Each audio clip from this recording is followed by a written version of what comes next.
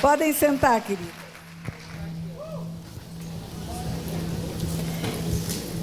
Eu vejo essas mulheres ainda mais jovens, animadas, pulando, sassaricando. Eu já fui disso também, viu?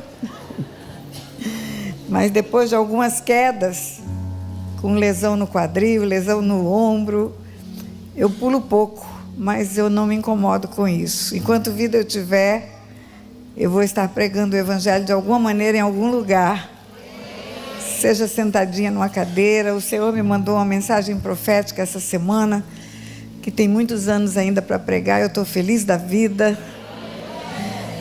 Então, do jeito que eu posso. E eu posso sentadinha, porque aí não tem limites para mim. Mas não fique incomodada com isso, porque Jesus pregou o Sermão do Monte sentado também. E ainda quando ele subiu no barco de Pedro, lá no lago de Genezaré, ele também sentou no barco. Então, se Jesus sentou, eu também sento, né? Eu quero, antes de qualquer coisa, pedir perdão a vocês por haver bloqueado assim, algumas pessoas que queriam tirar foto agora.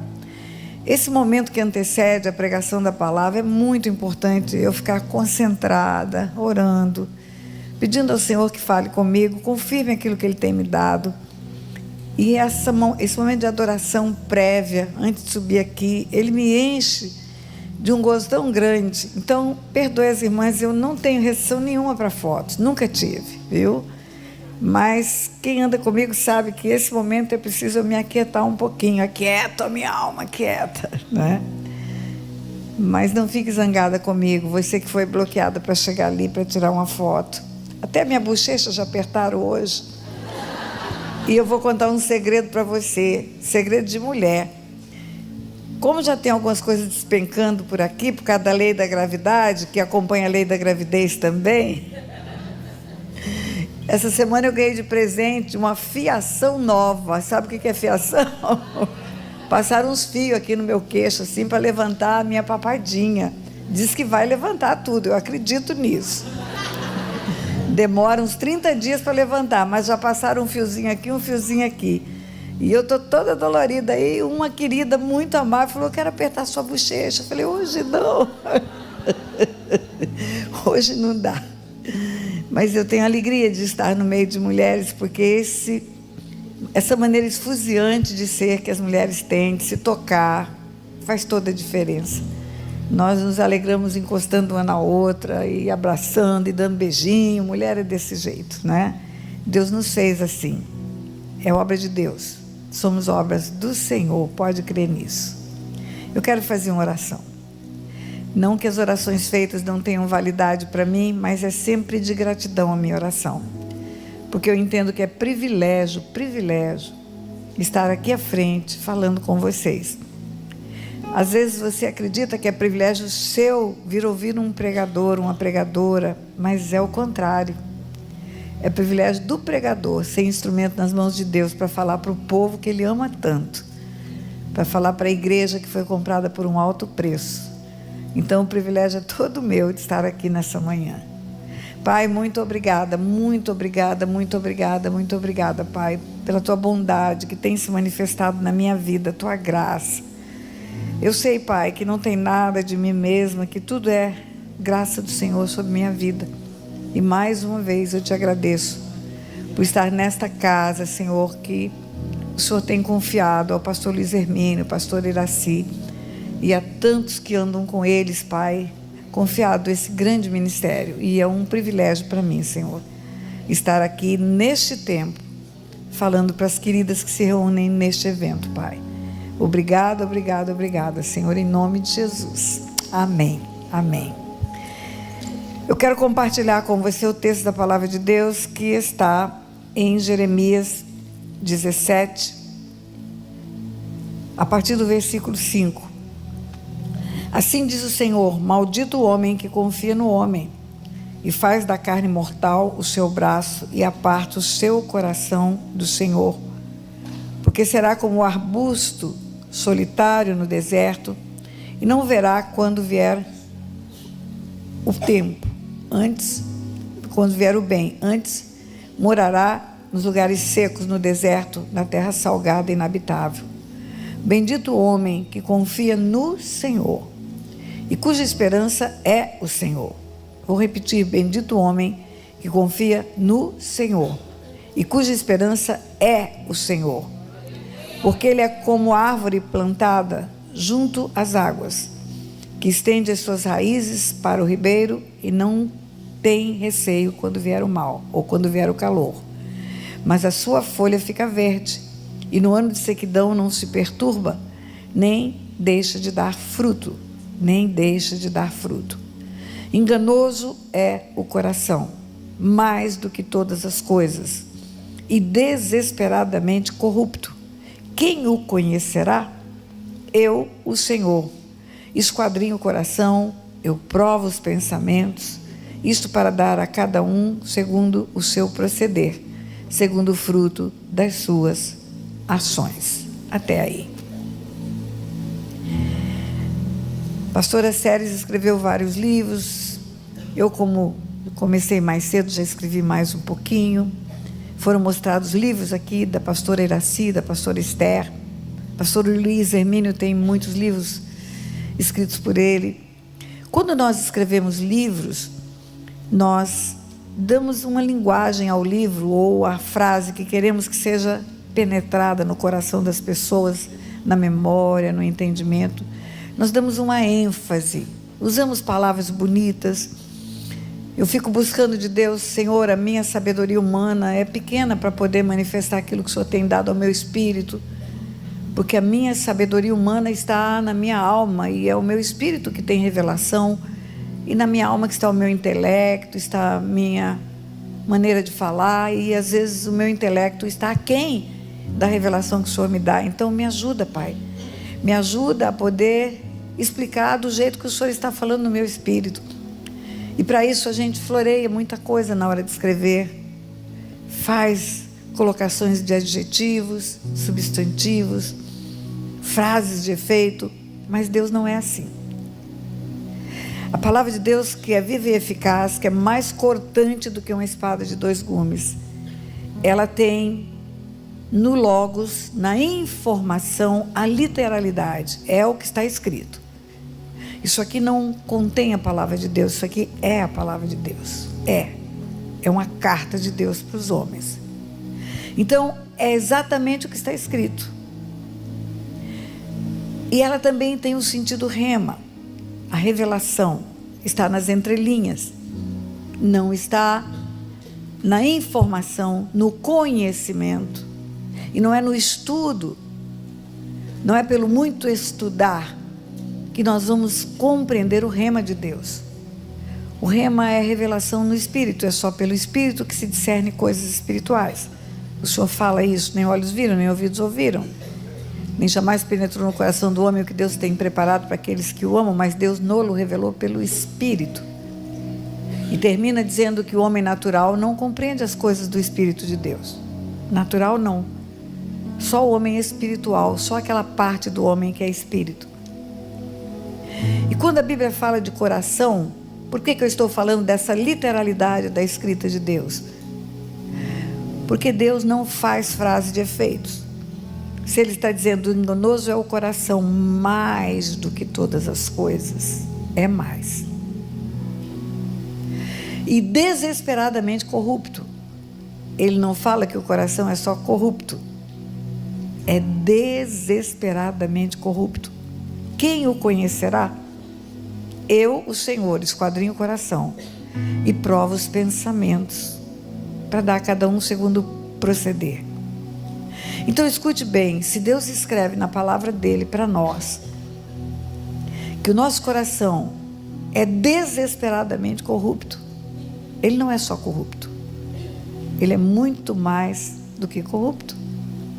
Você acredita que aquele homem que está, ao invés de ensinar o tráfego, o trânsito, desviar os carros, está mais preocupado em multar uma pessoa no carro, é corrupto?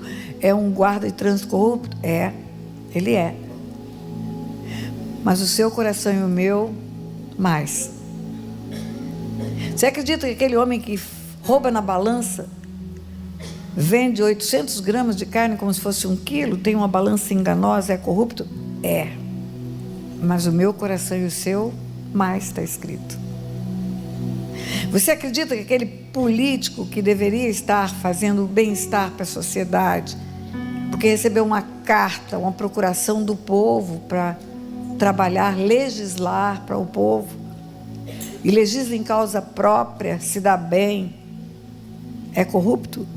É. Mas o meu coração e o seu mais, está escrito isso. E não fui eu que escrevi essa palavra.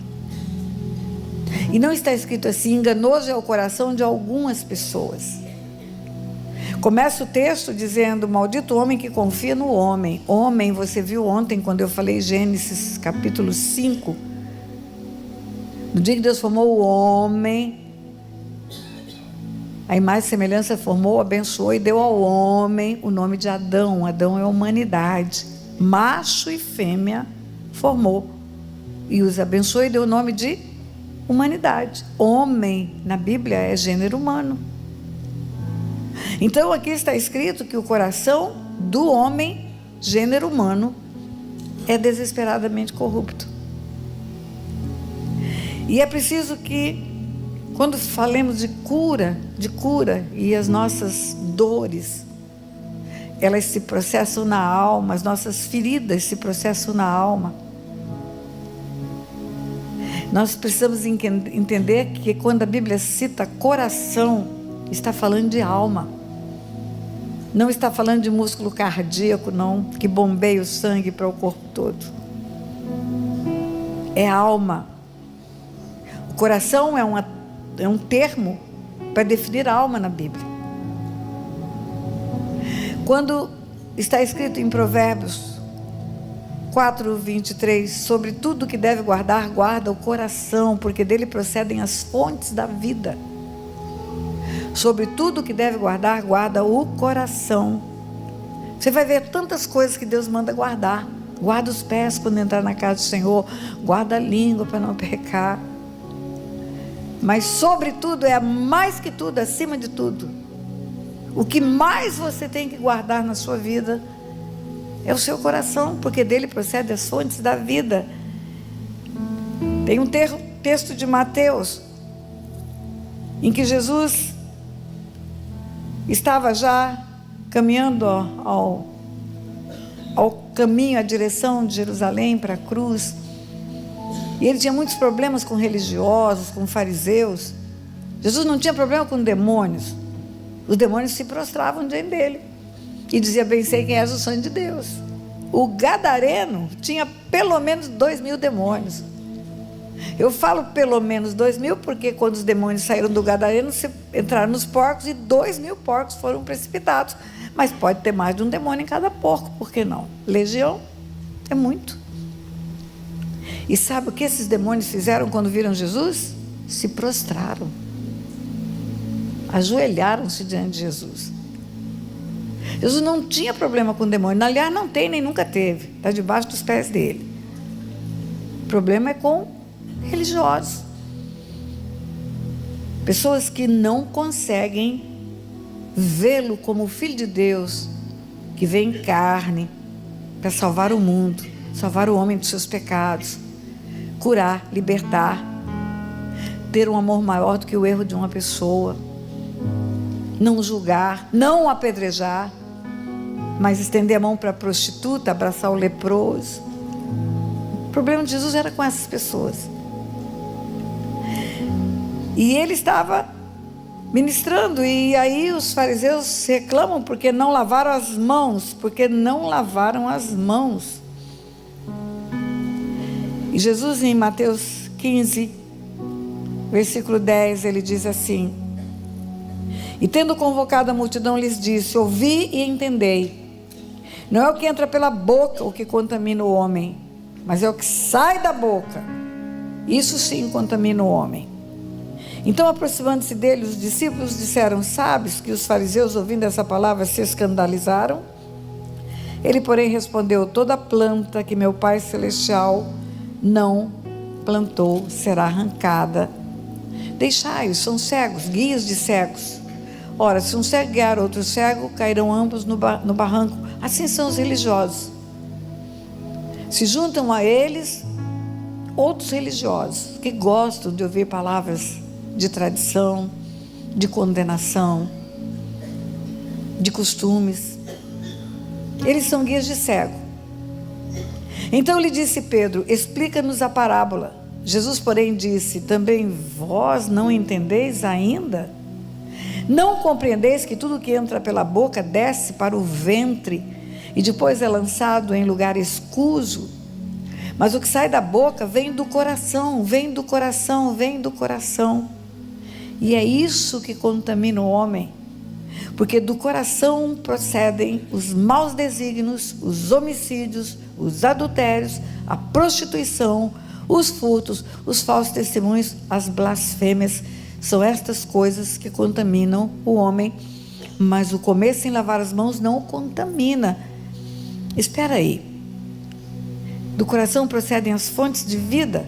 Está escrito em Provérbios: sobre tudo que deve guardar, guarda o coração, guarda o tesouro, porque dele procedem as fontes de vida. Mas aqui está dizendo que também dele procedem os maus desígnios, as coisas erradas. Como assim? Afinal, o que procede do coração? Então vamos lá, se coração não é músculo cardíaco, se coração é alma, é uma parte do homem também sobrenatural, tão sobrenatural quanto o espírito. É invisível, mas é real. O corpo você vê, pode até passar uns fios aqui para esticar um pouquinho as rugas, pode fazer um cabelinho crespo como me fizeram ontem. Eu estou amando meu cabelinho crespo aqui. Pode ficar maior, menor, com salto alto ou não, pode ficar mais cheinha, pode ser mais magrinha, é visível. E o que não é visível a olhos nus tem os aparelhos todos, ultrassonografia, radiografia, tomografia e tudo que é fio, você vai ver o corpo, por dentro e por fora. É visível, o corpo é visível. Mas a alma é invisível. Mas é real. A alma é a porção do homem onde estão as vontades, as emoções, o intelecto. As vontades vão resultar em escolhas.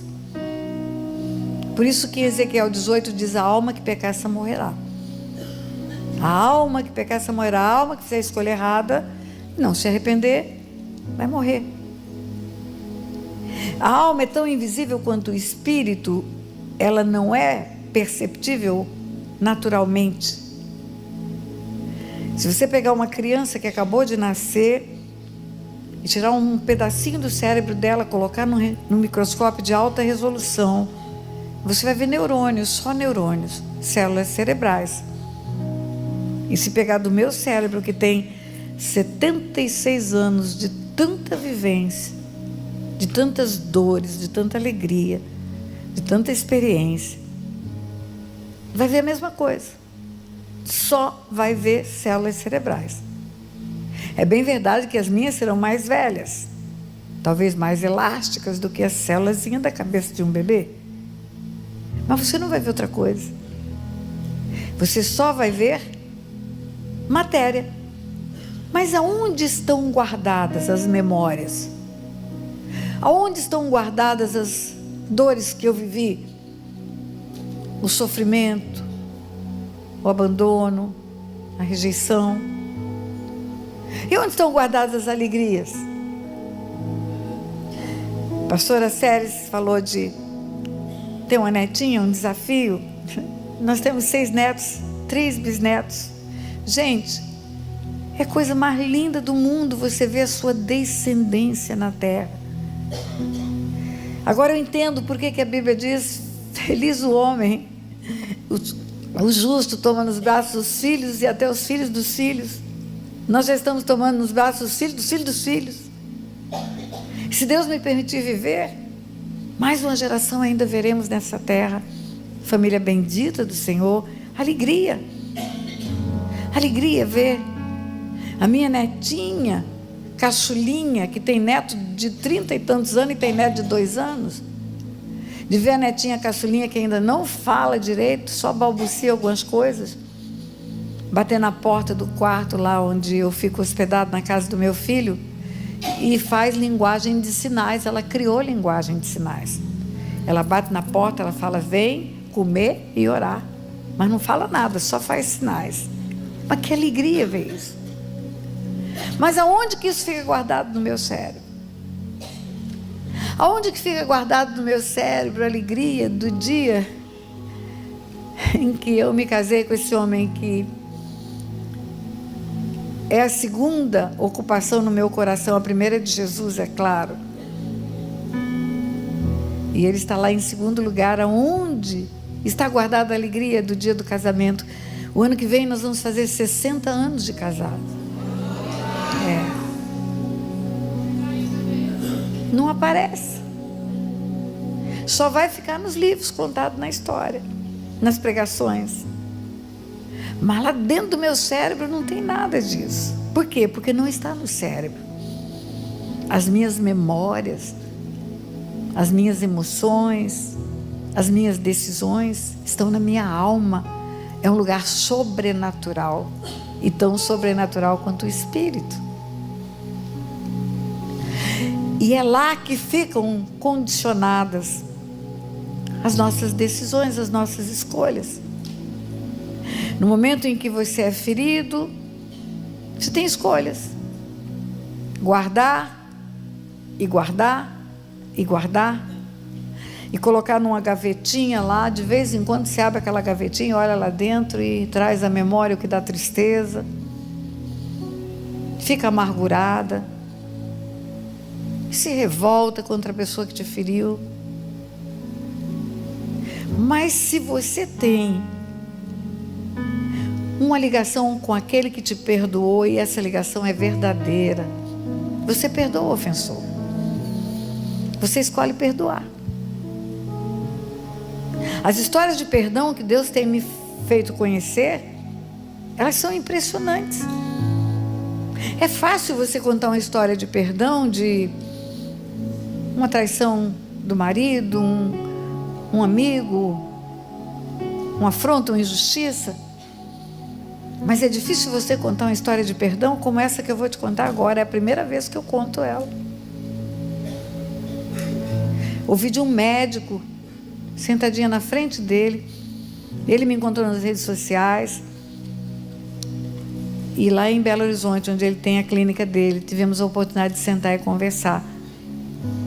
Ele contou a seguinte história: havia uma moça que era empregada da casa da família, e essa moça arrumou um namorado. Ela era filha do caseiro da fazenda e trabalhava na cidade, na casa da família, secretária do lar.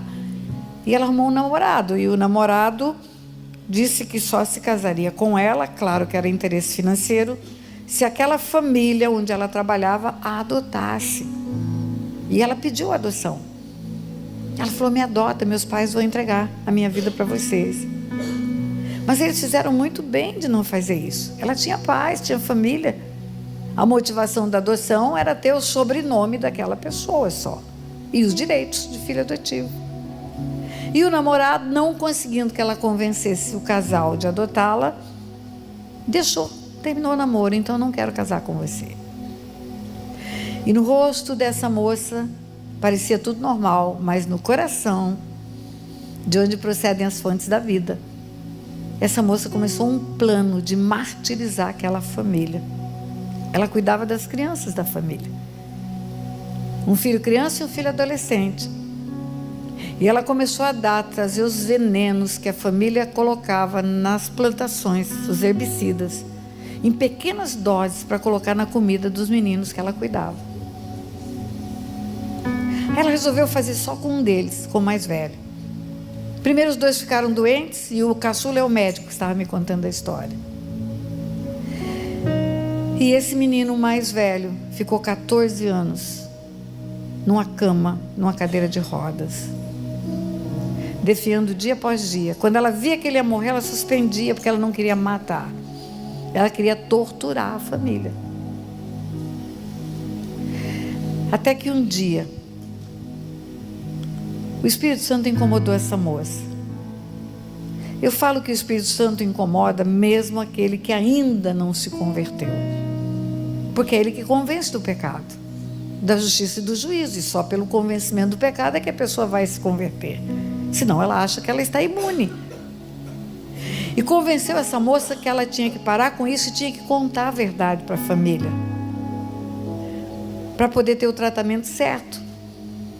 E esse moço que ficou 14 anos enfermo, ficou mais uns 6, 7 anos em recuperação, em hospital com especialidade de desintoxicar, restaurar. Os nervos do corpo não funcionavam mais. Ele virou um deficiente. Mas a história do perdão é que a mãe do rapaz perdoou essa moça.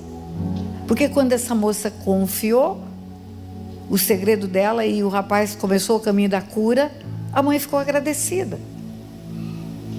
Mas o pior é que o filho, que era caçula, e que viu o irmão perder a vida toda dele, de juventude, de adolescente, não perdoou a mãe. Não perdoava a mãe, porque a mãe não colocou aquela moça na cadeia. Liberou aquela moça da acusação do crime que ela tinha praticado. E esse moço conta que mesmo médico, mesmo com uma cultura razoável no meio do povo, era a pessoa mais amargurada que existia. Ele mostrou uma foto para mim, até o rosto dele era outro. E ele contou que a partir dos vídeos que ele foi encontrando no canal, Deus começou a operar no coração dele. E ele conseguiu perdoar a mãe dele. E restaurou o relacionamento, restaurou a alegria, restaurou a harmonia. Aí eu pergunto para você, será que a tua dificuldade de perdoar é maior do que essa história que eu estou te contando? Eu já contava outra história. O filho foi sequestrado, o resgate foi pago, o moço foi enforcado depois do sequestro e do resgate. E a mãe desse moço quis encontrar com o homicida. Uma amiga minha lá de Imperatriz do Maranhão. Quando pegam o sequestrador e descobrem quem enforcou o rapaz, quem deitou o rapaz no chão, amarrou uma corda no pescoço, botou o pé no peito, puxou a corda, os próprios sequestradores denunciaram quem foi o homicida. Ela quis encontrar com o homicida. E quando ela vai à delegacia e se encontra com o homicida, mesmo contrariando todo mundo que não achava que ela deveria ir, ela olha para aquele moço e fala: olha, você só sabe uma parte da história. Você só sabe que você matou um rapaz. Deitou ele no chão, botou o pé no peito dele, botou uma corda no pescoço, sufocou. Mas você não sabe o quanto essa história é maior. Você tirou a nossa alegria de viver. Você matou o sorriso do meu filho que entrava pela cozinha para tomar café comigo. Você matou a esperança da filha dele, que é adolescente, de entrar com ele no dia do casamento junto com ele.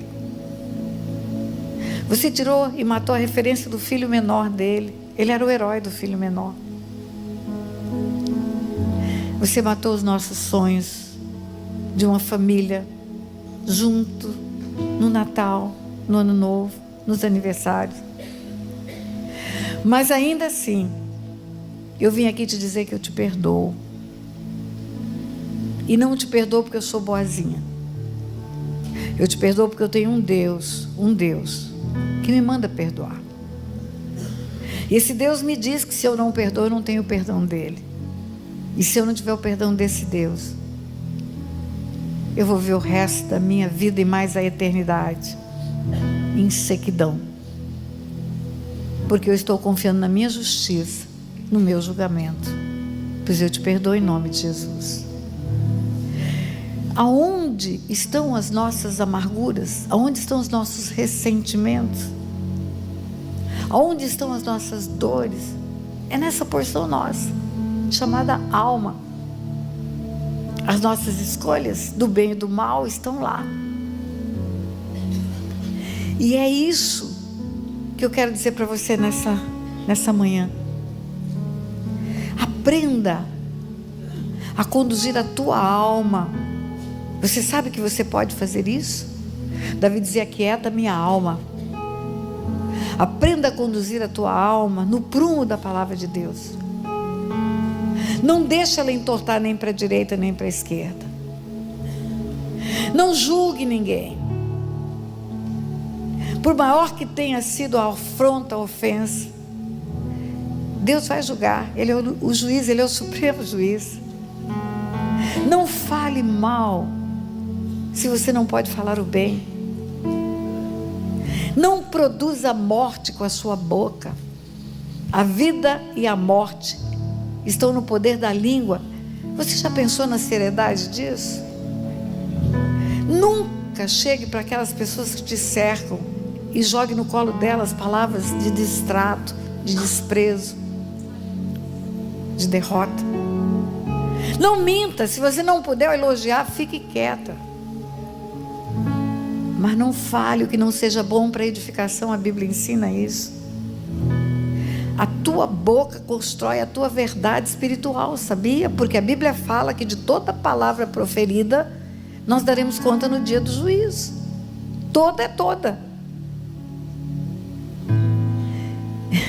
E as nossas palavras ecoam pela eternidade, queridos. Existem situações que vamos ajudar pessoas. Casamento rompido, por exemplo.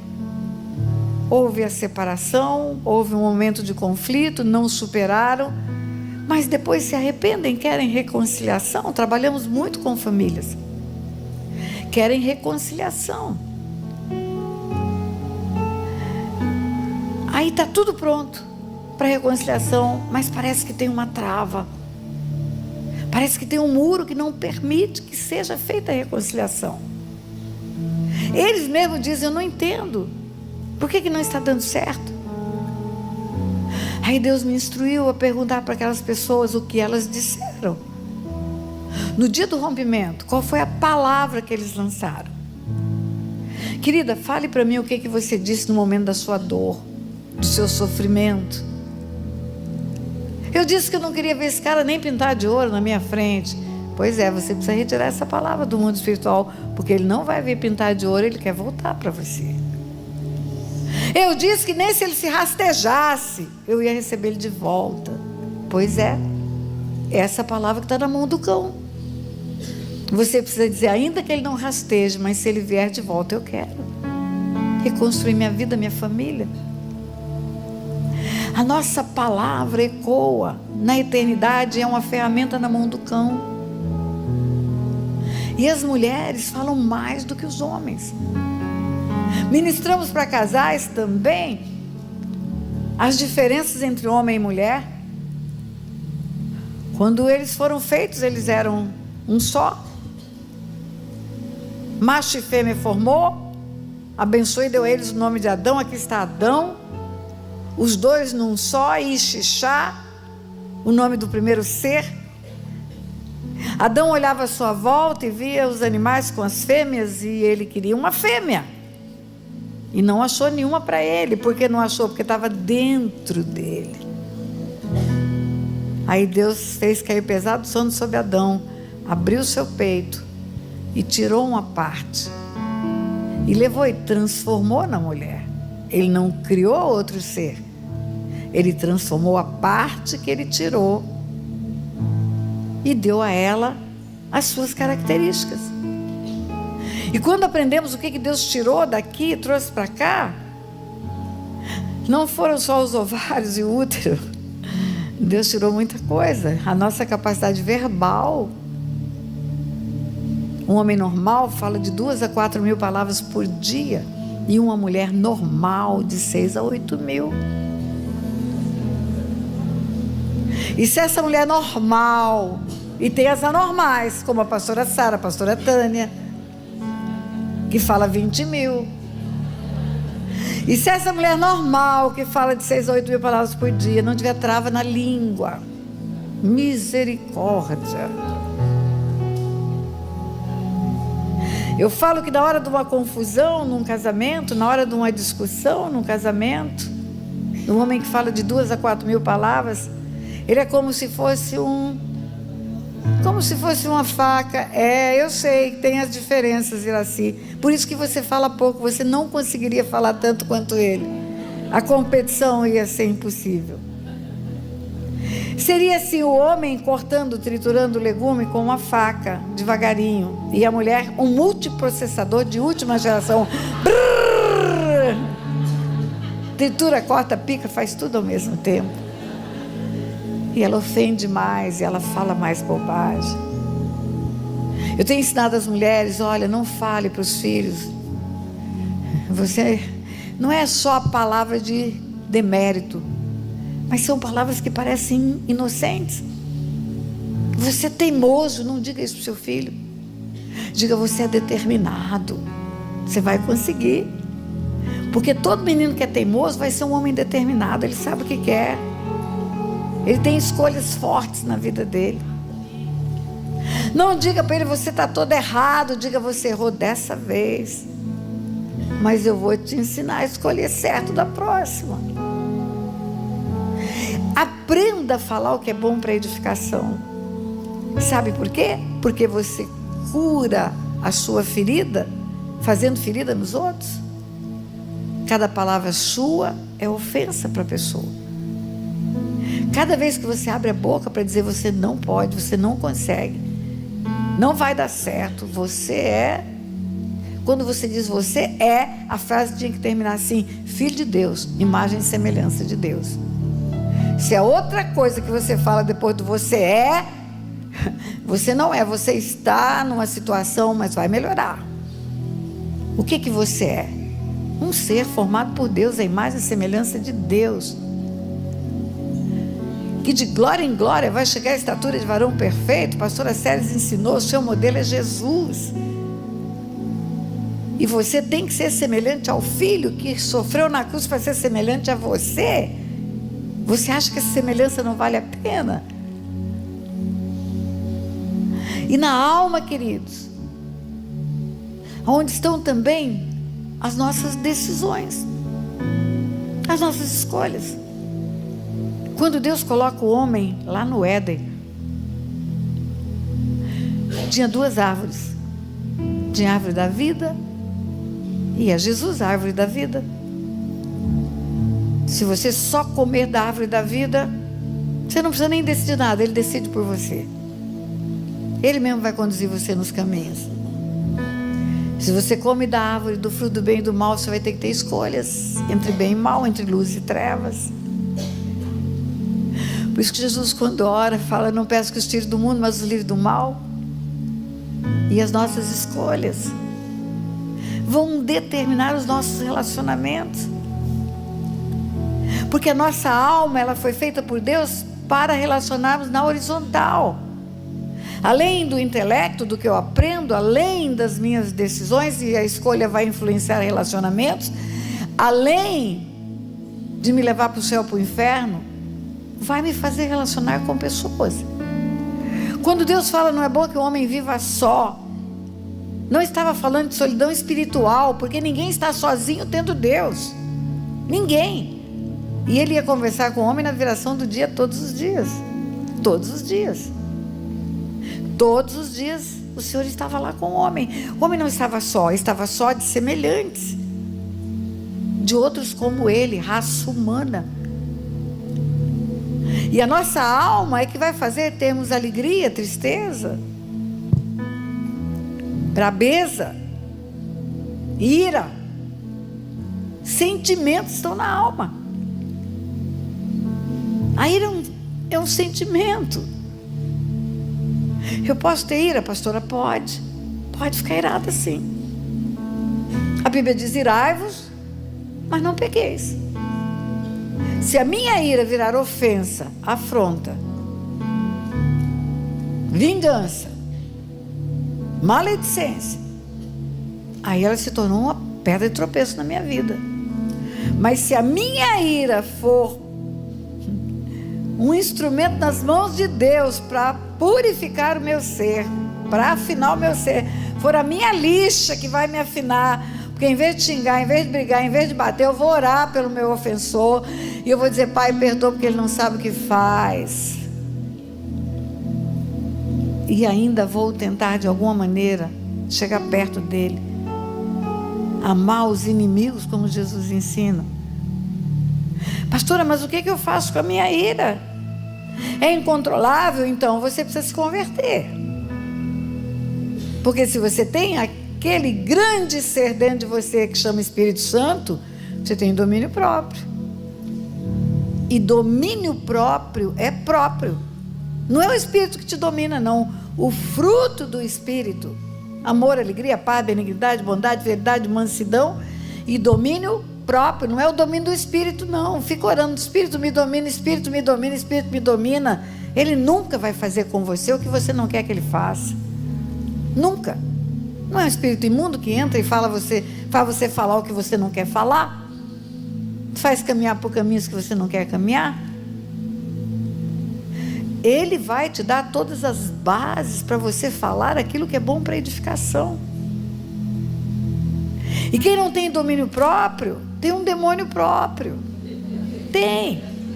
Sabe por quê? Porque ira peca e dá lugar para o diabo. Irás, mas não pequeis, não deis lugar ao diabo. Ira, peca e dá lugar para o diabo. Ira, peca e dá lugar para o diabo. E peca todo dia. E o diabo já virou um demônio de estimação. Já faz morada na casa dela. Porque toda hora ela ira, toda hora ela xinga, toda hora ela briga, toda hora ela afronta.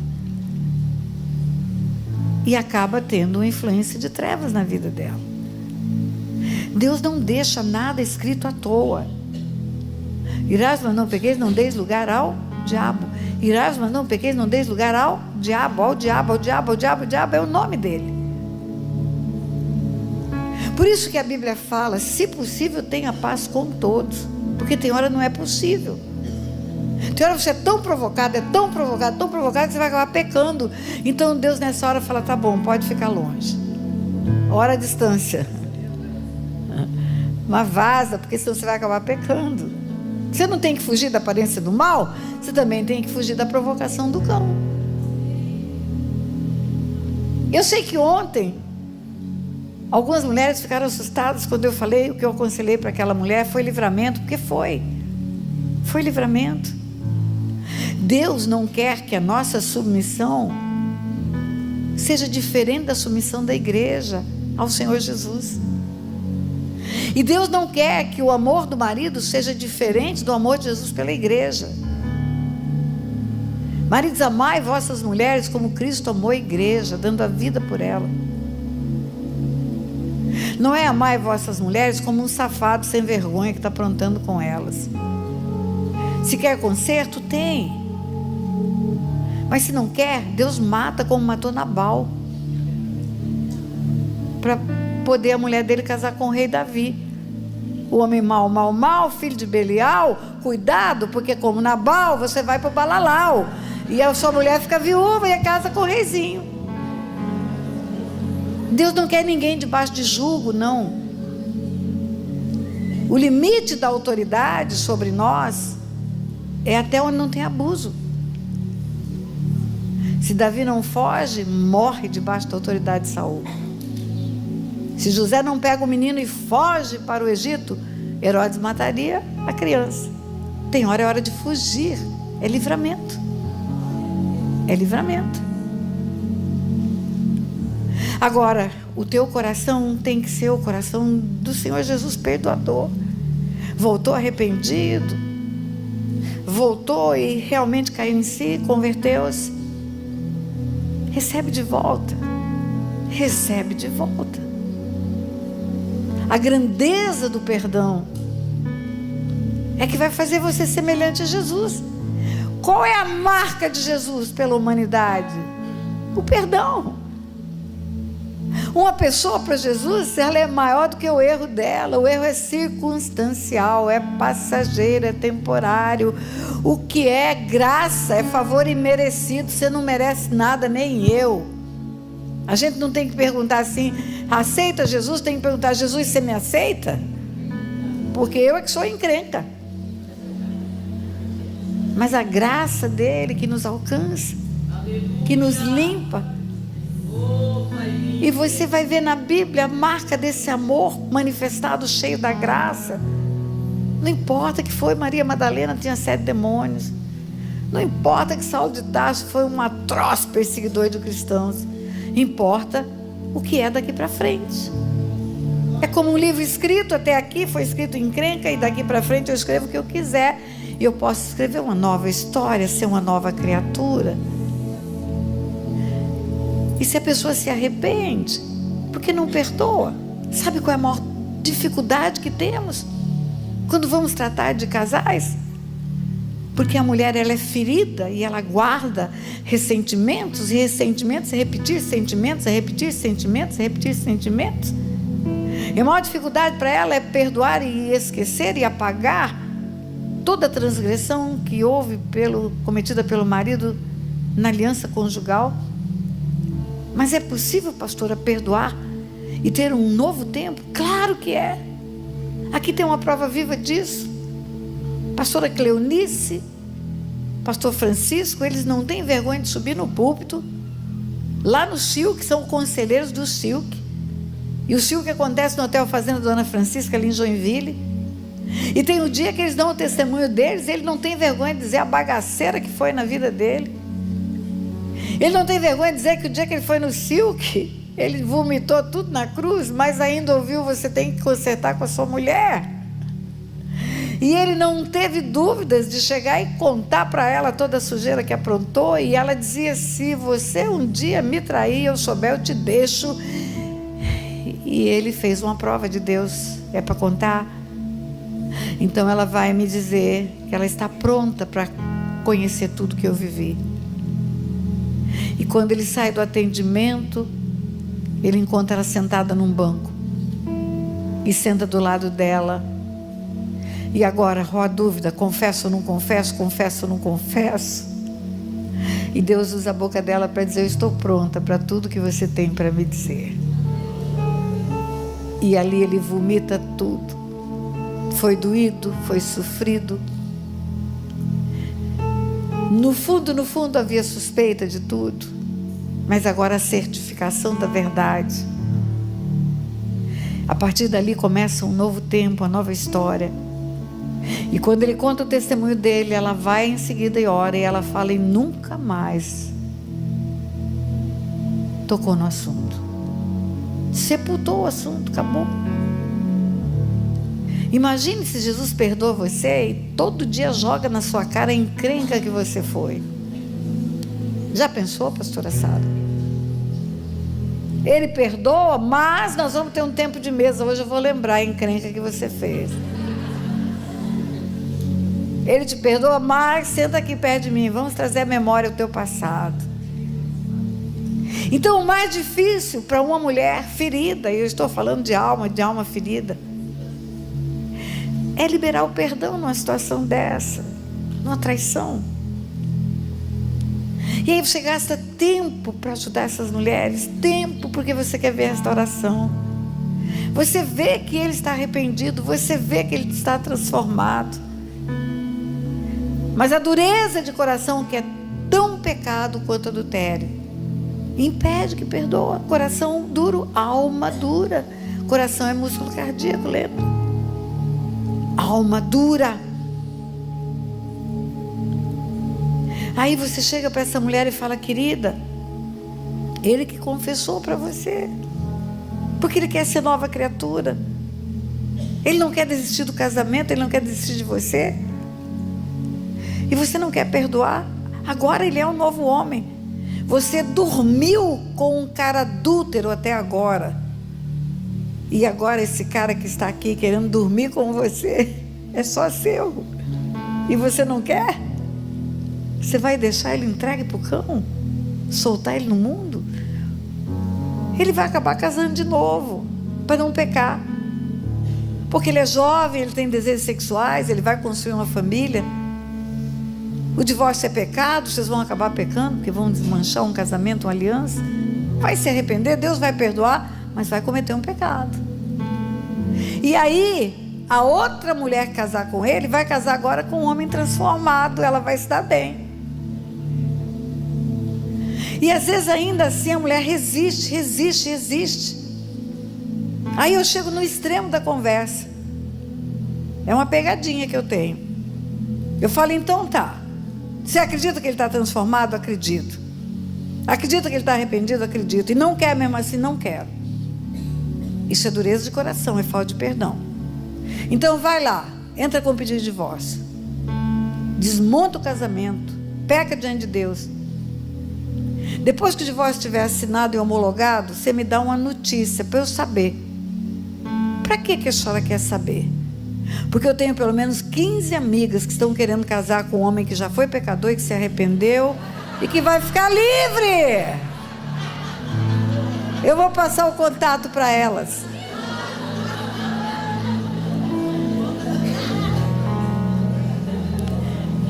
Quanta mulher que não perdoou chora amargamente hoje. Quanta mulher que botou o marido fora de casa porque foi ferida e não soube perdoar, chora amargamente hoje. Enganoso é o coração e desesperadamente corrupto, quem o conhecerá?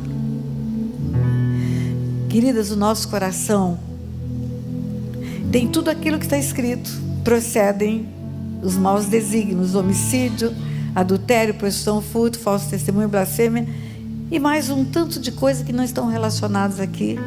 Vaidade, orgulho, soberba, maledicência. Tudo que é mau desígnio procede do coração. É de lá, é da alma. Você pega uma criança recém-nascida, ela não tem maus desígnios. Ao longo da caminhada, as vivências, as afrontas, os problemas que teve, vai construindo uma carcaça dentro da alma da pessoa, que vai tirá-la do projeto original de Deus. Davi compreendia isso. Por isso que ele orava o Salmo 139. Davi fala da onisciência, onipresença e onipotência de Deus. Se eu subir aos céus, o Senhor lá está. Se eu descer ao mais profundo abismo também. Se eu tomar as asas da alvorada, o Senhor vai me guiar. O Senhor me conhece. O Senhor me conhece todo o tempo. Por isso que ele fala, o Senhor estava tecendo os meus ossos no ventre da minha mãe. E já sabia todos os meus dias, nada tinha encoberto, nada. Eu, Senhor, esquadrinho o coração e provo os pensamentos. Tudo é conhecido do Senhor. A palavra não chegou à boca, o pensamento não chegou à mente, o Senhor sabe qual é. E ele termina esse salmo dizendo, sonda o meu coração. Vê se é em mim alguma coisa errada, algum caminho mau. Porque eu mesmo não posso avaliar o meu coração. Eu me acho bonzinho, em outras palavras. Eu me acho ótima. Mas só Deus sabe o meu ser interior. Quem é? E quando a gente fala de cura, eu me deixo curar. A primeira coisa que eu quero lembrar você. Ontem eu falei de salvação. Hoje eu estou falando de alma, de cura. Você tem que se curar de você mesma. De você mesmo, da dureza do coração, das expectativas erradas. Por que as pessoas nos decepcionam? Porque a gente tem uma expectativa errada. Volta a falar de casamento. Quando chega um casal, porque está em conflito, ou uma família quando está em conflito, o que chega e fala, ele fala, o fulano fez isso, fez isso, fez isso, fez isso, fez isso. Ou não me deu isso, não me deu isso, não me deu isso. Ou me afrontou com isso, com isso, com isso. E o outro vem e fala a mesma coisa. Nenhum deles fala, eu não fiz isso para o outro. Nenhum deles fala, eu tenho a culpa. Ou parcela da culpa. Eu errei. Nenhum deles.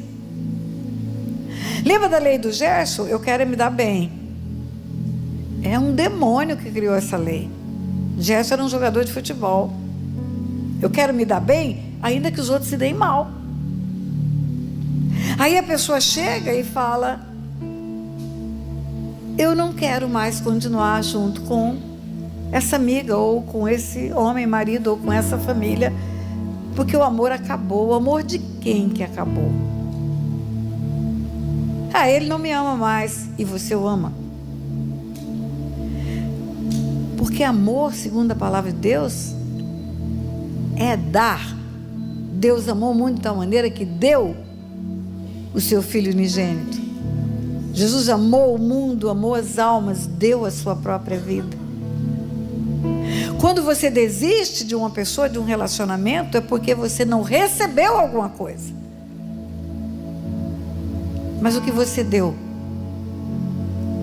Você escutou hoje a pastora Séries contando que ela tem hoje o desafio de cuidar de um velho pai que não tem mais cognição, capacidade de interação. O Alzheimer faz isso. Mas ela ama esse pai de tal maneira que ela está vendo nisso parte do ministério dela, parte do chamado dela. Sabe por quê?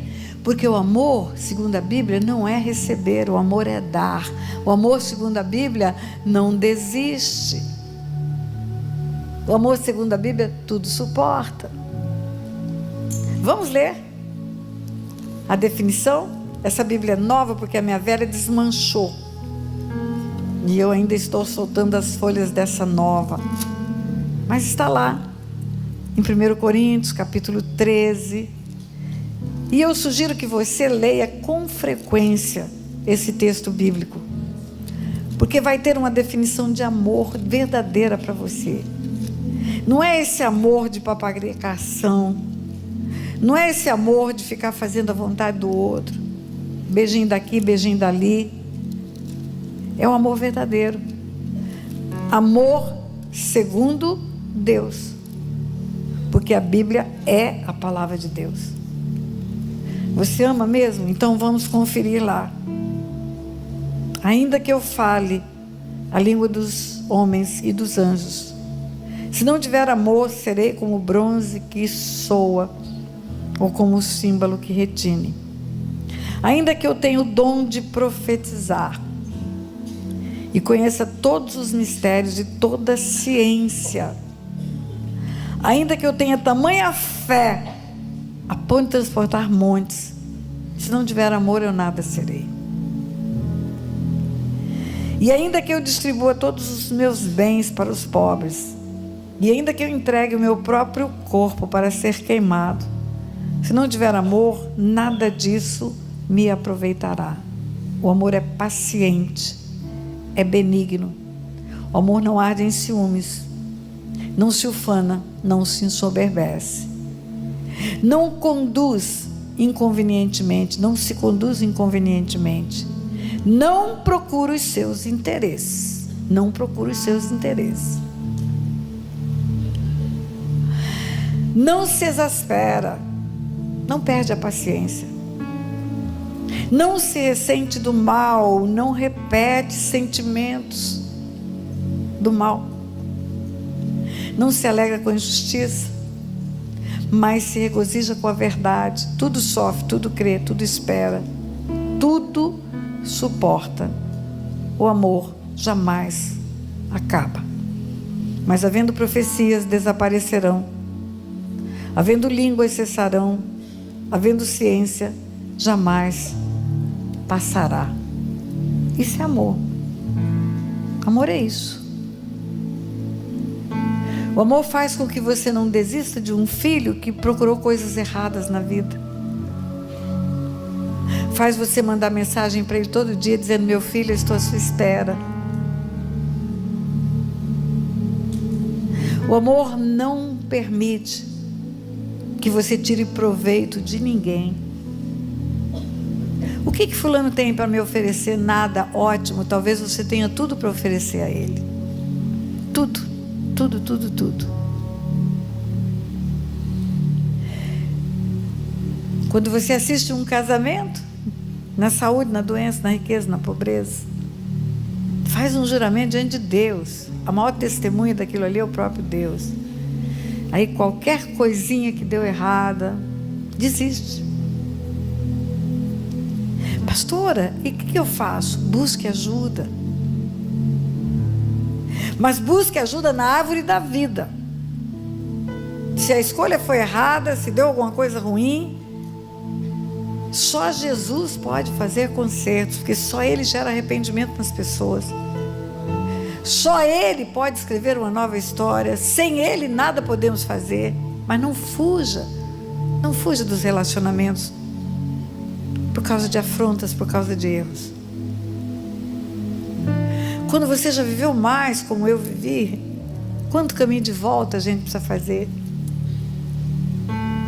Você conhece a minha história, você sabe toda a afronta que eu sofri, todo abandono, todo descaso, toda ferida produzida pelos meus próprios pais.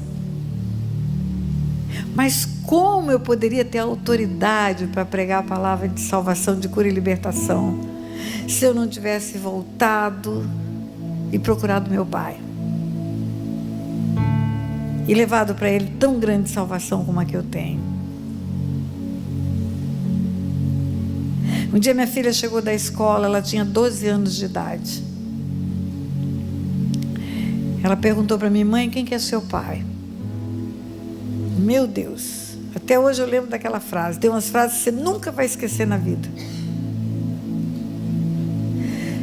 Meu pai foi embora, me perdeu. Agora meu pai estava perdendo a outra geração. Minha filha pergunta quem é o seu pai. E eu pregando a palavra, vivendo o evangelho, ensinando pessoas. Sempre fui apaixonada por essa palavra. Mas quem que é seu pai? O Espírito Santo naquele dia falou para mim: você teve uma grande graça, um grande perdão. É como se você tivesse um copo cheio, é todo seu, e do seu lado tem alguém morrendo de sede. Não vai compartilhar com ele essa água? Você não vai levar um pouquinho dessa salvação para ele? A graça que você recebeu, favor imerecido, ele não merece também. Aliás, ninguém merece. Mas Jesus morreu por ele também. Não morreu só por você. E eu fui atrás do meu pai. E eu viajei até Belo Horizonte. Meu pai estava casado com a terceira mulher depois da minha mãe. Era uma instabilidade na vida sexual, por heranças espirituais, por maus exemplos, por cativeiros espirituais. E ele estava na terceira família, depois da casa que ele deixou. E aquela mulher trabalhava de manhã, ela dava aula. E eu sabia disso, e sabedora disso, eu fui de manhã porque eu queria encontrar só o meu pai. E meu pai abriu a porta, ele não me esperava. Eu sabia onde ele vivia, sabia tudo a respeito dele. E sabia que ele estaria sozinho. Quando ele abriu a porta, ele ficou quase sem fôlego. Anos e anos e anos sem me ver pela frente. E de repente eu estou batendo a porta dele. E ele começou a falar desbragadamente. E eu via na fala dele a imensidão da culpa que ele tinha. Porque a culpa é falta do auto-perdão. Você mesmo se acusa. Você mesmo se condena, você não se perdoa. Tem gente que recebe o perdão de Jesus, mas não se perdoa. Pecador do mesmo jeito. Porque quem não perdoa o outro está em pecado, e quem não perdoa a si próprio está também. Está também. Perdoai uns aos outros, porque Jesus te perdoa, e perdoai a si mesmo, porque Jesus te perdoa. Então eu vou ser mais justa do que o Deus que me perdoa? Eu vou dizer para ele: o Senhor está julgando fracamente? Eu vou julgar melhor a mim mesmo do que o Senhor me julgou? Nenhuma condenação mais o Senhor me deu, mas eu preciso me condenar. A culpa é isso. E eu vi o tamanho da culpa que ele tinha, porque ele falava sem parar. Aí Deus me deu uma direção, eu botei a mão na boca dele, em frente à porta, em pé os dois. Meu pai grande, alto. Minha mãe que era baixinha, pequenininha. Coloquei os dois dedos na boca dele, falei: pai, fica quieto. Eu não vim falar do passado. Quando eu saí da minha casa para vir para cá, O passado já estava enterrado, porque eu já tinha liberado perdão para você. Você só não sabia, eu já te perdoei. Eu já te perdoei. Eu quero falar daqui para frente. Eu quero um plano novo. O plano velho acabou. O plano velho foi construído pelo cão. Agora Jesus tem um plano novo para nós. E eu quero que o Senhor vá na minha casa. Eu quero que o Senhor pegue meus filhos no colo. Eu quero que o Senhor asse uma carne. Ele era bom de churrasco. Não quero falar do que foi feito atrás por pecados, Pai. Não quero. Jesus me perdoou e eu te perdoo. Eu quero falar do futuro. Aí ele ficou quieto. O peito do meu pai estava um palmo do meu olhar, porque ele grande e eu na altura do peito dele. Olhei para o peito dele e eu sabia que eu queria um abraço e ouvi o coração dele, mas eu não sabia por que eu queria. Muitos anos depois é que eu fiquei sabendo. Uma criança, quando ela é tomada no colo do pai, deitada no peito do pai, ela escuta as batidas do coração do pai. O pai não tem esse airbag duplo aqui que a gente tem. É osso e pele. O ruído da batida do coração é mais alto. E o bebê escuta o coração do pai quando ele bota a cabecinha no peito. O tímpano dele é sensível e ele escuta a batida do coração do pai. Meu pai nunca havia me pego no colo. Nunca. Ou ele estava envolvido com mulheres e ficava envergonhado e não pegava no colo, ou ele ia embora com uma dessas mulheres e aí não tinha colo mesmo. E naquele dia eu olhei para aquele peito, um palmo diante do meu nariz, e eu falei: pai, eu quero escutar as batidas do teu coração. Ele levou um susto. Quando que ele podia esperar isso? E nem eu. E antes que ele dissesse sim ou não, eu encostei a orelha no ouvido, no peito dele, e fiquei escutando a batida do coração dele. Não sei quanto tempo. Depois disso eu falei: pai, eu quero um abraço. Eu olhava as crianças da vizinhança sendo abraçadas pelo pai. Tinha 2 menininhos que moravam do lado esquerdo da minha casa. Ficava no portão esperando o pai chegar do trabalho. Corriam enquanto o pai abraçava os 2. Eram gêmeos os meninos. E eu sonhava com um abraço. E eu falei: pai, eu quero um abraço. Ele todo duro, braços estendidos ao longo do corpo, muito tenso, surpreendido com tudo aquilo. Aí eu peguei a mão dele e botei nas minhas costas. Eu quero assim, me abraça. E abracei ele. E fiquei um tempo que eu não sei dimensionar para você também. Aí depois eu falei: eu quero uma bênção. Eu nunca tive uma bênção de pai, meu pai. Eu quero uma bênção tua. Ele falou: eu não sei como é que é isso.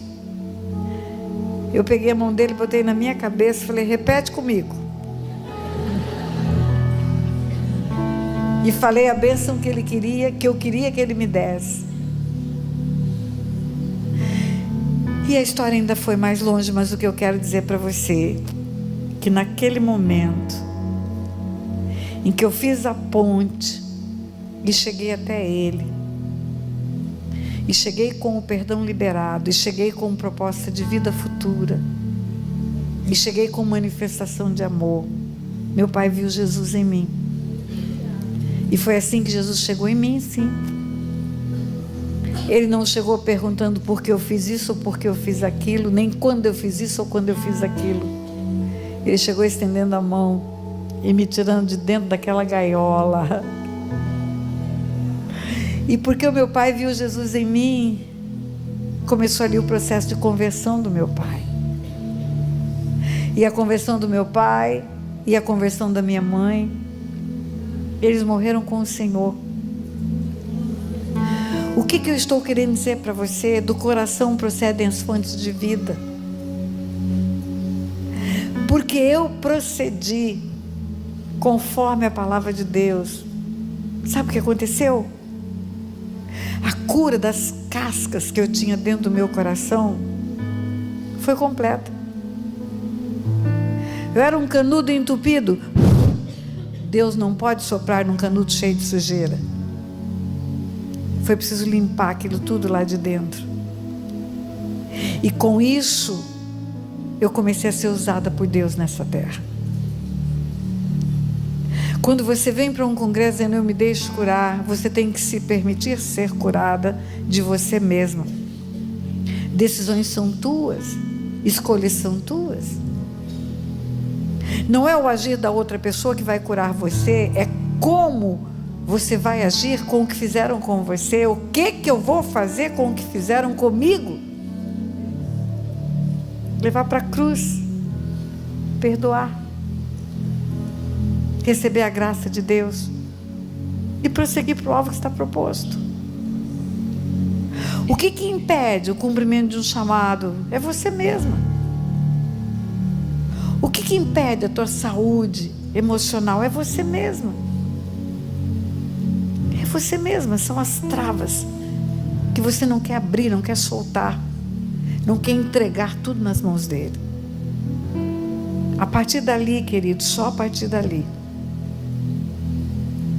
a minha vida ministerial tomou a dimensão que tem hoje. Só.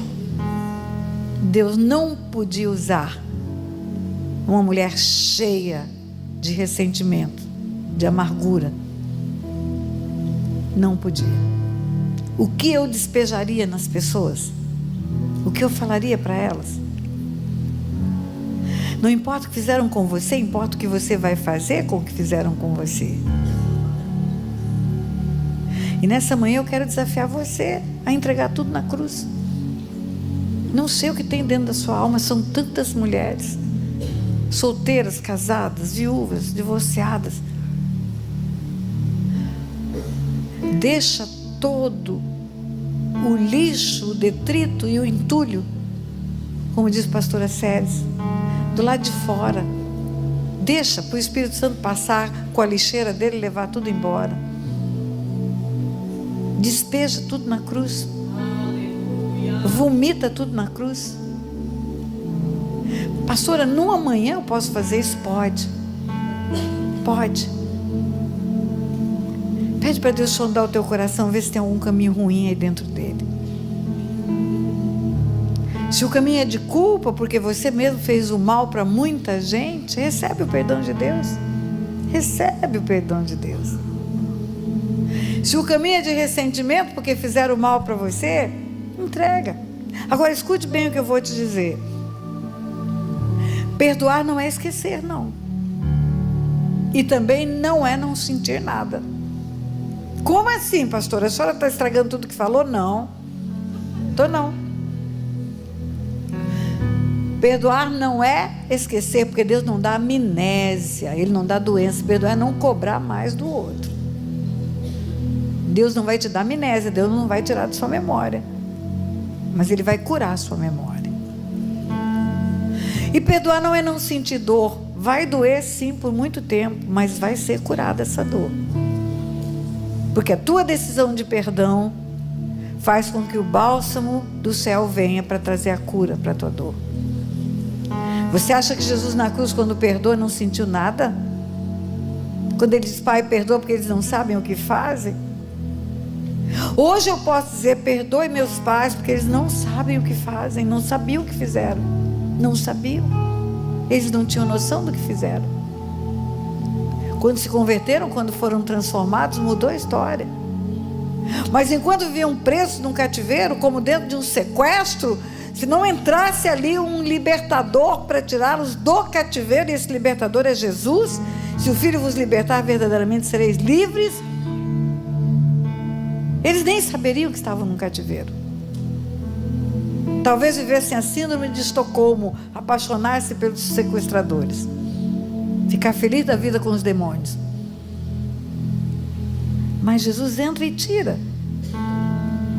Quando eu digo que você não vai perder a memória, não vai. Eu vou te contar um episódio que aconteceu há 2 anos atrás, 1 ano e meio atrás. Eu tinha que fazer uma viagem fora do país e precisava fazer uma análise para a Covid o teste PCR, que enfia lá no nariz, tira a secreção, examina lá no aparelho. E para fazer teste PCR eu tive que entrar numa farmácia. Ninguém mais entra em quartinho de farmácia. Você toma injeção em pronto-socorro, você toma injeção em UPA, unidade de tratamento. É proibido ficar dando injeção em farmácia, mas antigamente era assim. E eu tive que entrar no quartinho da farmácia para poder sentar, tirar a secreção do meu nariz, botar no aparelho e esperar. E sabe aonde foi o meu abuso? Foi numa farmácia. O homem que vendia as drogas para minha mãe, drogas químicas, é o homem que me dava docinhos e é o homem que abusou. Por isso o meu livro de biografia chama Drogas, Docinhos e Abuso Sexual, que era o mesmo lugar. E quando eu entrei naquela farmácia 2 anos atrás, para fazer o teste PCR, veio à minha memória tudo que eu vivi com 9 anos de idade, e eu já estava com 74, porque hoje eu tenho 76. Cada detalhe do abuso. Deus não dá amnésia. E pior, que aconteceu naquela tarde, a minha memória é emocional e é olfativa. Eu sinto cheiros de infância. As coisas trazem a memória, a infância, pelo cheiro. Cheiro do algodão doce, cheiro das flores que tinha em volta da casa, cheiro do lixo de Aquidauana. Eu posso estar dentro de um carro, numa rodovia com os vidros fechados. Se passar num lixão, eu sinto o cheiro do lixo de Aquidauana. Eu posso estar assistindo um filme na minha sala. Se tiver um lixão no filme, eu sinto o cheiro do lixo de Aquidauana. Porque a minha memória é ativada pelo cheiro. E a minha memória me trouxe o cheiro do esperma que eu senti dentro daquele quartinho de farmácia.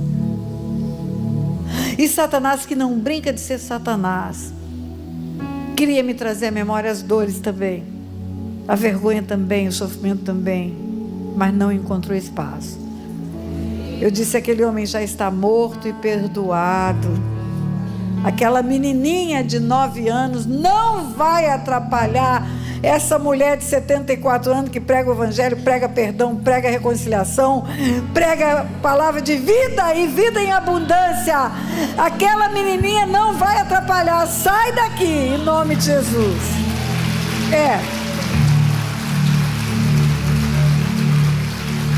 E é isso que eu desafio você a fazer nessa hora. É isso que eu desafio. Curva a tua cabeça.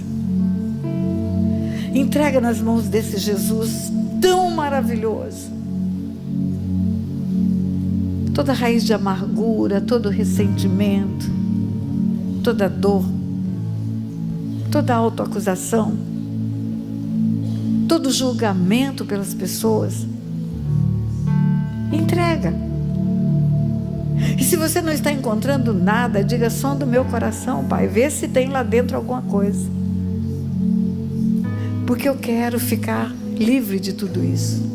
Eu me permito ser curada. Eu me permito ser curada. Eu quero essa cura. Eu quero essa cura. Entrega. Entrega para esse Deus que te ama com um amor incondicional. E não importa o que fizeram com você, faça o que eu estou te ensinando. Entregue na cruz. Entregue na cruz. Entregue com a tua boca. Fale: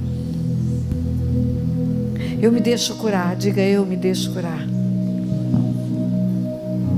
Eu coloco nas tuas mãos, meu Senhor e meu Salvador, tudo que me foi motivo de ferida. Diga: eu entrego. Eu entrego também tudo que fiz e que ainda resulta em autoacusação. Receba o teu perdão. Receba a tua graça. Receba a minha cura nesse lugar. Diga: eu quero viver o novo tempo. Se você gostou desse vídeo que você acabou de assistir, dê um like, compartilhe e inscreva-se nesse canal. Nesse canal tem centenas de vídeos com conteúdo profundo de cura e libertação, que vão edificar a sua vida e a vida de todos aqueles com os quais você compartilhar. Lembre-se disso. Beijo no coração.